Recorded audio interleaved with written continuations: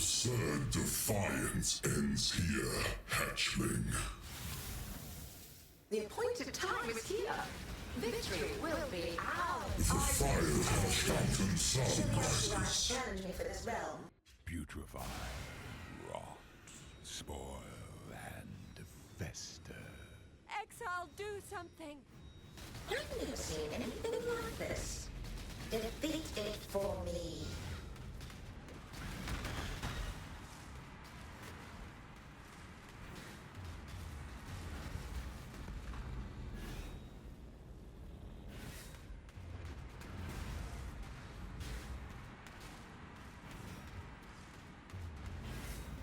Life is so brittle.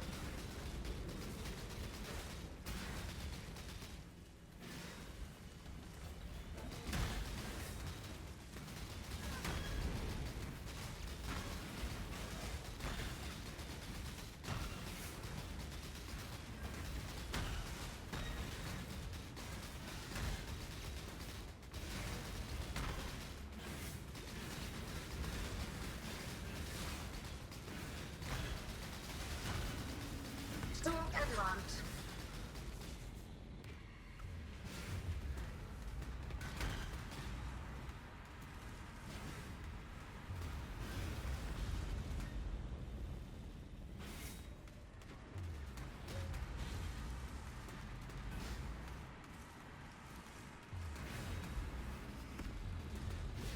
Life is so brittle.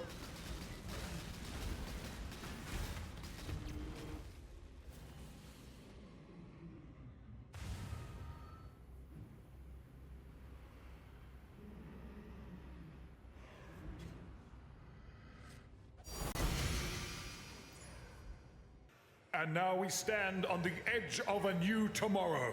A brighter future. A secure future for one and all. Nothing is secure within the reality of torment. In the depths of her mind, she wholly reforged him. Means to an end. Consumed by time and space. Her power is an illusion made real. Means to an end.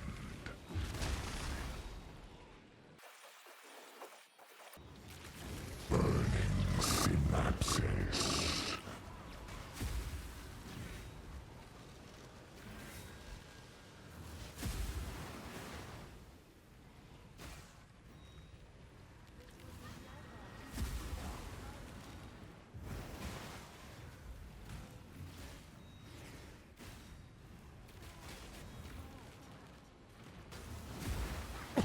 She suffers. For what purpose? What reason? Means to an end. Power absolute. Her power is an illusion. Her dread shall not be erased so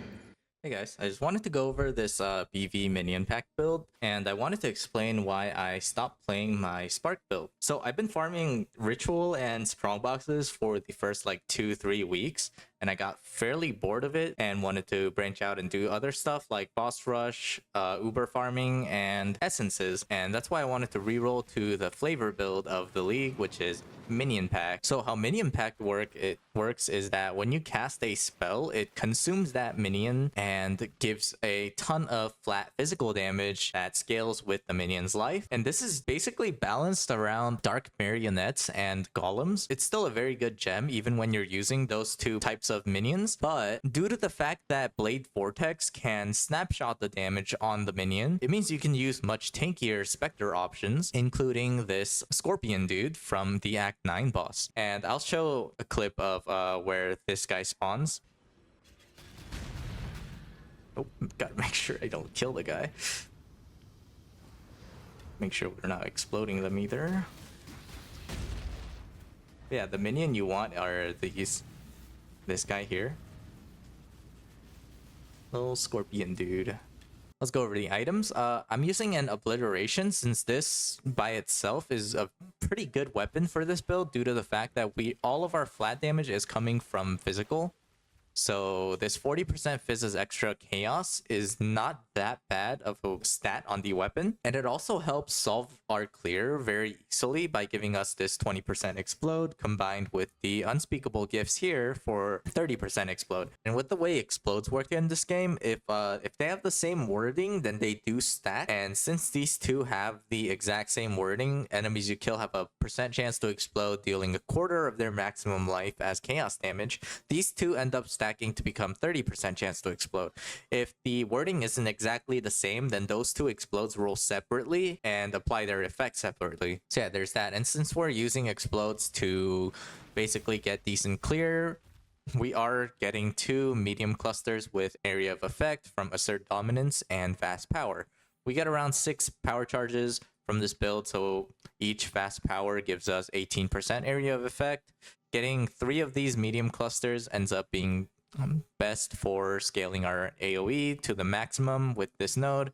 After that, you have to go something bad like Magnifier, but I find 2 clusters to be sufficient to pretty much blow up the entire screen, so that's why I opt for 2. But yeah, there's that. For the helmet, we're just using the +2 minion all skill gems Fractured, and this is because we want to scale our race Spectre to as high a level as possible. Like right now, mine is at level 36. This raises the Spectre's base level up. Like right now, if you read the gem, it's at level 91. And at level 91, it is a lot of base HP that gets scaled by your increased minion life and more minion life. So for the helmet, since we are going CI, we want pretty good energy shield. So we opt for T1 flat, T1%, as well as the +1 abyssal socket to use something like this with more minion life, wither, res, just decently good stats. You don't have to go for the abyssal socket. It makes it a lot cheaper to craft this if you use like a woe essence to get the flat energy shield and roll for just the % energy shield. We also want the implicit for minion life and the fizz taken as chaos. Since we are again CI, the fizz taken as chaos ends up being a very big portion of our physical defense, so we want those. Our body armor is pretty much the same story, as much energy shield as we can get. The suffixes don't really matter, but with Eldritch currency they're fairly easy to craft, so you just want like a fractured prefix on this and then roll dense fossils until you hit T1 T2 or T1 T1. For the amulet, we're using a focused amulet with level of all skills and global crit multi. This doesn't really have to be a focused amulet, this is just what I found for a good price. This is a mirrored focused amulet for +4 all skill gems. This is fairly expensive if you want the +4, but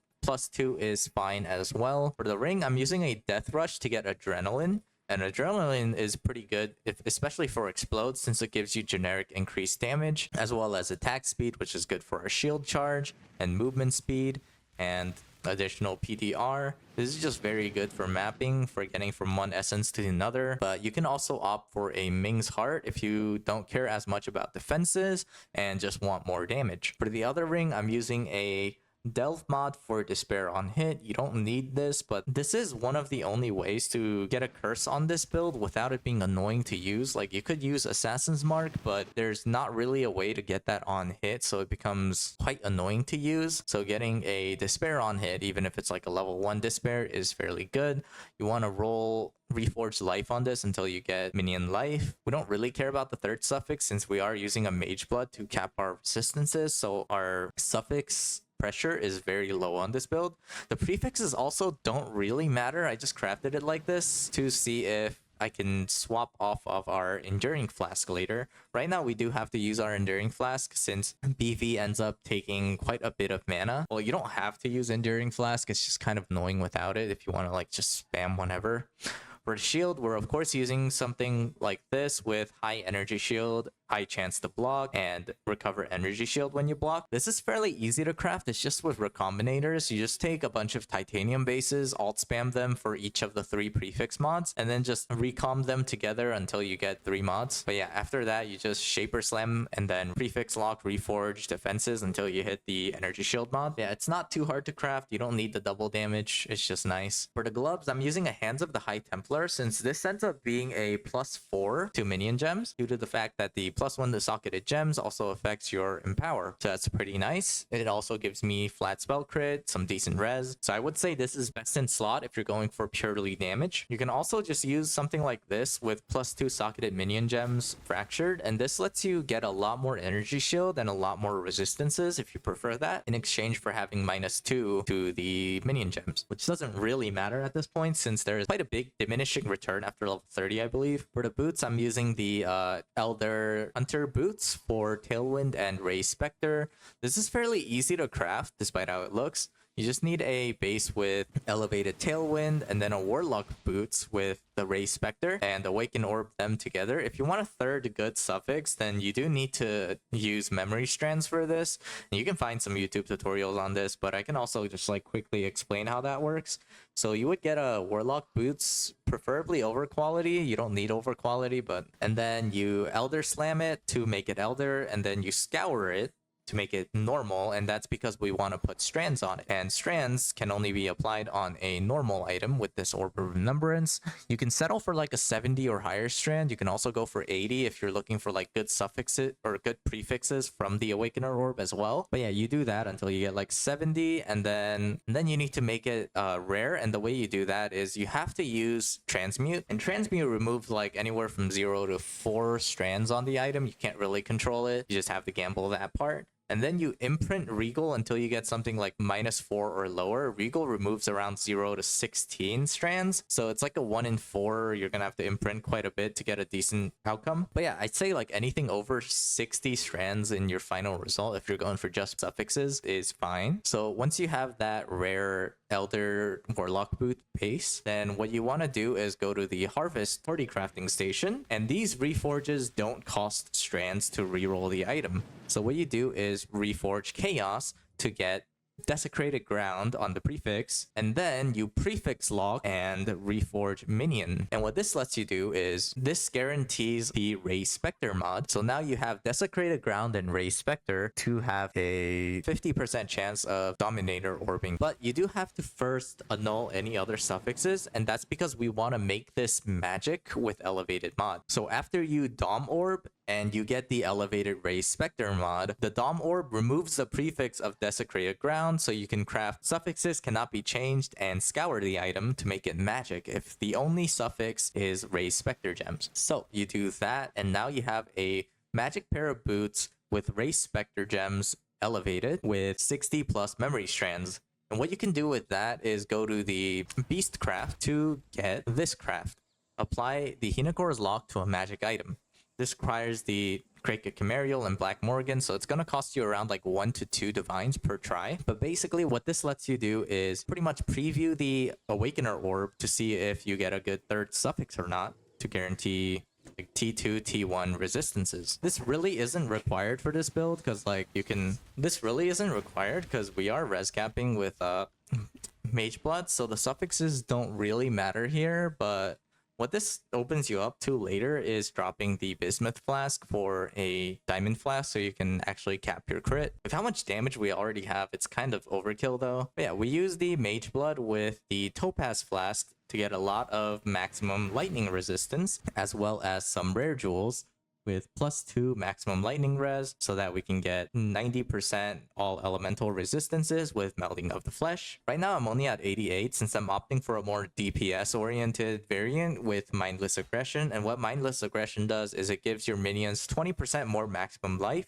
which ends up being just 20% more physical damage due to Minion Pact. We're also using the Onslaught and Quicksilver Flask so we can move around pretty fast and shield charge around fairly fast as well. And you might be wondering why I'm using this like Goblin Witch Doctor skin. And this is because while you're in this kind of form, you can't cast Blade Vortex while you're in your hideout, and you don't want to cast your Blade Vortex while in hideout because it consumes your Spectre. And if you consume your Spectre inside your hideout, it doesn't come back.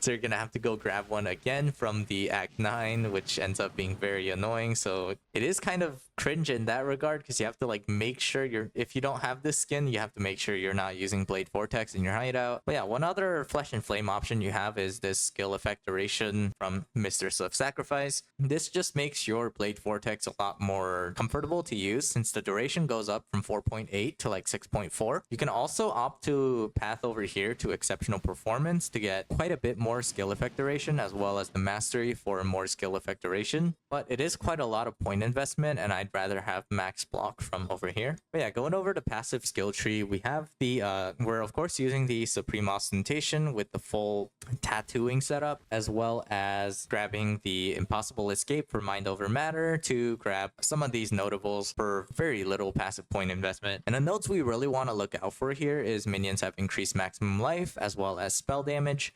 We don't get that many sources of increased damage, so increased damage is very good on this build from this source. You can also get one endurance charge generation here just to enable Immortal Call. I think Immortal Call is probably the strongest thing you can get on this build defensive wise if you're running stuff like Ubers and Essences. Now if you can't get one with endurance charge, then you can also run Steel Skin, which is an okay option for mapping. If you can't find a good combination on the Mind Over Matter slot, you can also opt to put the Elegant Hubris over on the right side and get the Impossible Escape for Pain Attunement. In the middle, we're using the Light of Meaning or Natural Instinct combo to get a bunch of increased chaos damage. You can also use the increased energy shield if you want more energy shield. Like this currently gives me like 2.5k. I opted towards damage right now since the essence monsters dying faster ends up being better for me defensively. On the left side, we're using the Red Nightmare to get a bunch of increased chance to block attack damage from the nodes here, since this gives us 8% and this gives us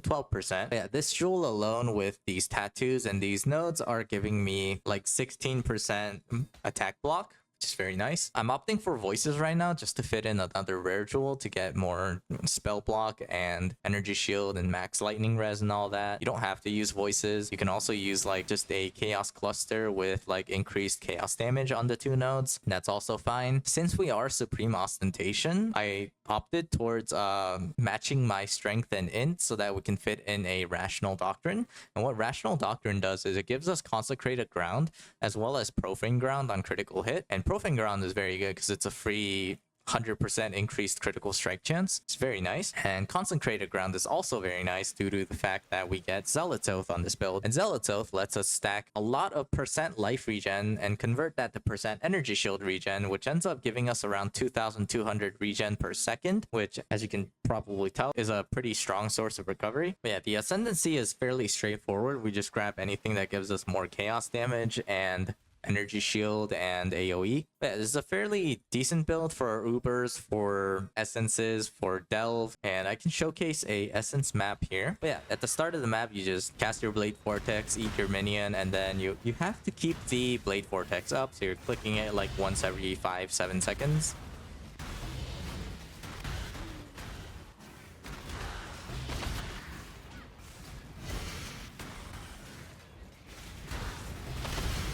Yeah, these essences might look like they're pretty weak, but keep in mind these are adaptation essences. These guys have anywhere from like 200, 300 million HP when they have a lot of essences on them. So it is a fairly hard strat if you're not like infinite DPS, which this build does end up having.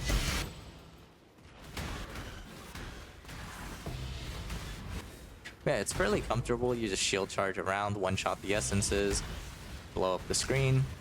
Obliteration by itself with like Herald of Ash ends up pretty much chaining to every pack it can. So yeah, that ends up being pretty good.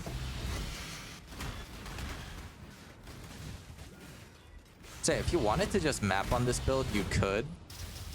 It's pretty tanky, it clears pretty well. You one-shot like all the bosses. Ready. Choose what your wish. And while you're res capping with Mageblood, your suffix pressure on your gear is very low. So all this gear ends up being like pretty easy to craft if you just ignore the suffixes.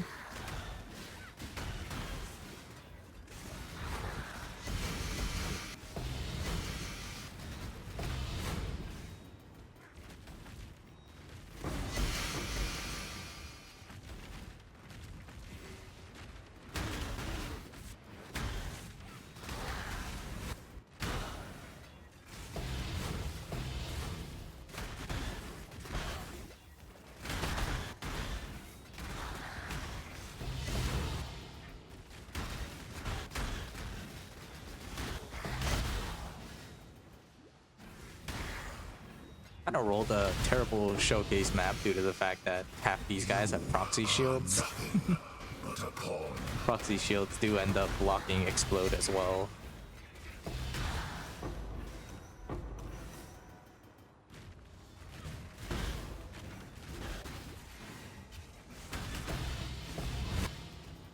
Yeah, as you can see, like, this guy had like 8-9 essences and he still gets one shot. Yeah, the damage is very, very good. Anyways, that's the build. But yeah, if you enjoy a tanky Blade Vortex that's still fairly fast and is kind of an all-rounder, then I definitely recommend this build. Especially if you prefer something like the Mageblood over like the Headhunter, then I think this is one of the strongest setups that you can get for it, defensively and offensively. So yeah,